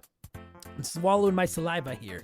Thomas Smith, C-Spin, Beaver Boy, Laces Out Dan, Biddy, Thomas Childs, Jake Carter, Nick Amos, Eric James, Ruben Elizald, Joe the Sandman, Phil Lencher, Jacob Adams, Juris Dr. Mario, Mizuru, Steve Dalp, Jameer Williams, DBXJ, Ray Sam Wantonga, John Rip Ram, Stephen Parnell, Elijah Burns, Tucker22, Triple Frosty Feet 492, Chris Dickin, Ballsack, Teabagger, Zach Shepard, Holmes, Denzalo, Super Dad Bros Podcast, Poop Q, Just a Fish, Randy Barrage, John Woodruff, Tunable Power, Daniel, Captain N, Jeff Bergeron, Zonko 504, Titan 420, Squints, Joel LeBlanc, Johnny from Virginia, Wolf Magic 21, Doogie, Andy Hudson, Wolfgang, Darren, Mercury 869, G9 PSX, Mike Maloney, Ryan Kinchin, Zane Donovan, Morgan, A-Town, Nathan Tremblay, Aaron Lawson, Scott Brooks, No One Cares, Dave Thompson, Angry Ticks, Fraser Bird, Jordan, Andrew Wright, Chris Fleury, Doug Dorn, Slick Rick, Dan of DNA Gaming, Dave McGee, James Clark, The Keegs, Andre Sharonik, Joe Buck, and Makeshift Mellow Magic Money. Holy fuck.